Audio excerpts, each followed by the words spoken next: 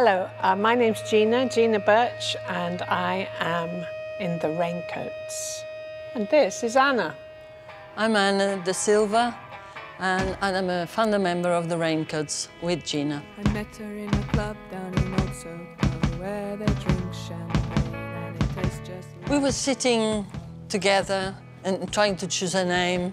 Just the words weren't very good, what we were choosing. And then my cousin said something, the Raincoats. Because I suppose there were bands, especially in the 50s and 60s, that had names of clothing, like the shirts. I'm sure there was one called the Shirt. And I just really liked the word, and because we were in London, and supposedly it rains a lot. And I just like the sound of the word. Rain is a very nice, soft sound, and coats kind of cuts it at the end. And there's a sort of connotation of protection and stuff. So I liked it, and Gina must have liked it because we used it. Before we started, there were various singer-songwriters who were interesting. You know, we both like Melanie and Carole King, and then there were lots of amazing singers, obviously all different shapes and creeds and colours. And we never had any idea that we would be joining them. It was really punk that gave the liberation to a lot of young women to be able to pick up instruments and start bands. And of course, Patti Smith also was around the punk scene, and she was very powerful and poetic and seemed kind of connected to punk. And she'd come to London in '76.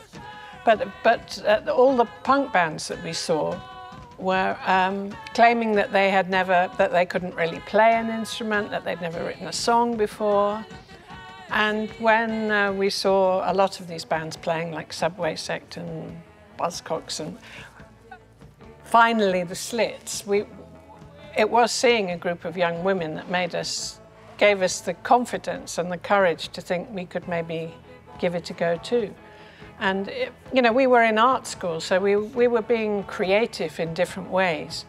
And we were very, very excited by what was happening with punk, because it was an incredibly creative, enabling time for all sorts of reasons.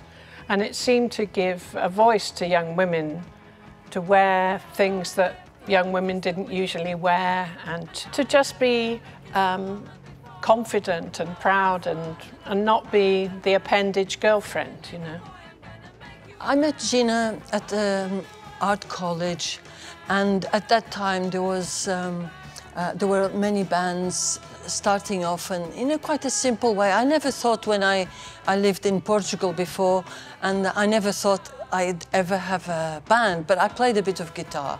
And when I was at college, there was a model there that, you know what I mean, and she had a guitar, an electric guitar, and an amp, and on the lunch break she used to play with another person from the course, and I sort of had this urge to have an electric guitar as well. Of course, there weren't many women playing, but there was a few. There was the Slits, and there was a singer in X-Ray Specs? No. Well, X-Ray Specs, okay, that'll do.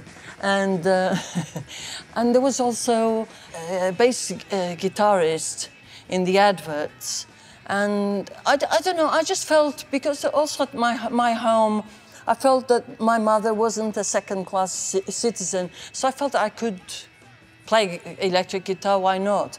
But the band was a bit far away. But because everybody was just starting with learning the instruments as they started the bands, it seemed like a good idea. And one day we were at a pub, I remember that. And maybe Gina, maybe somebody else said, why don't we start a band? And that's how we got the idea forming in our heads to do it. At that time, we were going to the Roxy Club in London, and it was It was a situation where nearly everybody who went to the Roxy to watch bands ended up forming a band. It was very contagious, more so than the coronavirus, probably. Well, let's hope so. Well, that's probably the world over. I mean, you know, the small bands start, the independent labels, then, you know, it grows out of a mutual scene, you know.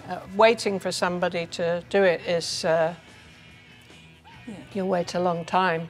I think so many good things come out of people just getting up off their asses and giving it a go. Yeah, that's true. You have to have it and go and do it. But for instance, with us, we did that. But then there was an independent label, which was Rough Trade, that took us. But if the music industry is more towards pop and making money, they wouldn't have got us. But also, you know, if Rough Trade hadn't signed us up, I don't know if anybody else would. Maybe they would. So, some things were simpler a long time ago than now, because all the rents are very expensive, and for people to live in a place like London was a very cheap place to live, and the people were squatting and everything, and they could spend their time nurturing their creativity and maybe get a job for 2 days a week, and with that money they could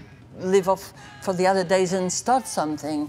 I think now it's much more difficult to do that kind of thing.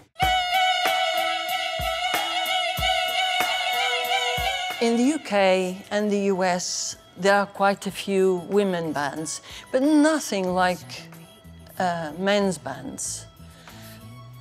I think women are feeling more that they can do it and that they deserve to do it if they want to. It's very different now. I went to see three mainly female bands, which was Big Joni, Downtown Boys, and a Priest. And those three bands had women drummers, because drums were the thing that there was less women doing, and probably now still. But there's a lot of, there's two magazines that are online. Yeah, well, there's one, Tom something, which is about drums. And there's one, there's also a magazine called She Shreds. And there's they put on the magazine lots of women doing, they're for women, those magazines. And it is in this gig that I went to see, those three women drummers. And there was also some girls that came to me and said, oh, I was so inspired by what you do, and we've got a band, and she's the drummer, and I'm the guitarist or whatever. And I thought, well, in that one place, there was more women musicians and more drummers than there were at the time that we were about. I don't remember there being 3 women drummers when we started. I think, you know, it felt very sad, really, at the end of punk. I mean, there was post-punk, and then, you know, MTV was created, and Margaret Thatcher was in power in the UK, but it felt like it was the end of an era. It was the end of a moment that was really empowering, and it seemed to kind of shut down a bit for women, and, you know, feminism became a really dirty word, and, well, it always was through punk, really. But the chances for women became less and less and less somehow. I mean, there was Bananarama, but it felt like, you know, as long as you were singing and dressing up cute, and that was okay. But beyond that, there was the Bangles, you know. It became more kind of pop, and I think that didn't encourage women to start who hadn't been playing before, you know, maybe ex-drama students and things. So the creativity was lost a bit, I think. And I think, you know, for us, it became very exciting in the 90s when the Riot Girl thing happened in Portland, because, I mean, their mums were feminists, and these young women had decided to start zines that were basically political. And then they decided to form bands, whereas in our case, we formed bands, and then we were kind of engaged you know, with anti-racism and anti-sexism. But in Portland, it was the forefront of the agenda, the kind of political nature of it. And the music came second. But that was very inspiring for us because they held the mirror back up to us. So we were kind of mutually admiring of each other. Well, I think punk is supposed to be a bit revolutionary and trying to change the status quo and trying to find some justice in the world and push things forward in that way. So writing about the situation of women or other people is just normal, and not normal, is what you feel that you have to do. We write about what we think about things and wanting in a way to change them if we can, kind of have some influence in the way things are run. And I think punk was more straightforward in that way. I was listening to a program on the radio the other day, and it was talking about Carole King writing songs, and it was talking about that song, Will You Still Love Me Tomorrow? And that song was written, and the kind of backstory is that a woman has slept with a guy and doesn't know if that relationship will still sustain itself in the morning. And I think that was one of the first songs that had kind of addressed this issue, but however subtly, and the pop song, if you like. And I think what was happening with us, and when I heard the Slits lyrics, I suddenly realized these songs are for me, they're about me, and they're about my culture and being a young, crazy girl in London. And I felt like I was really being spoken to.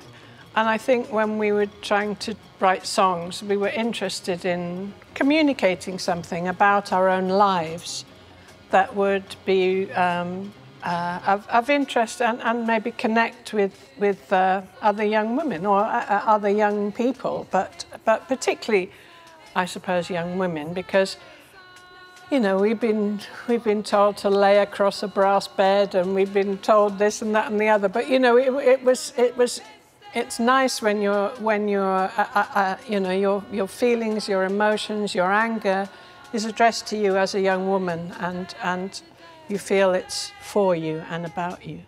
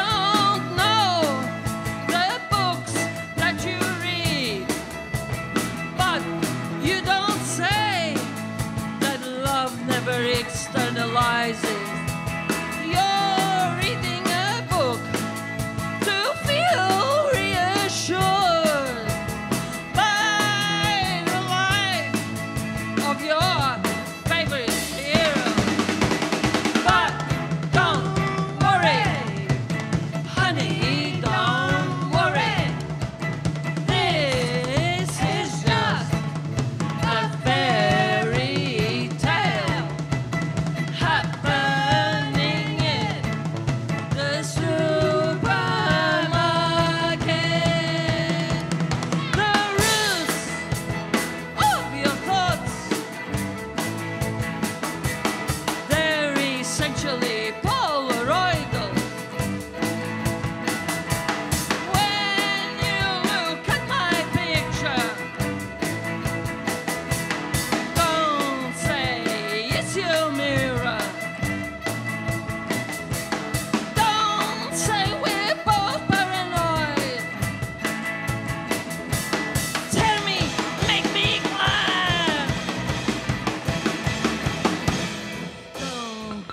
me.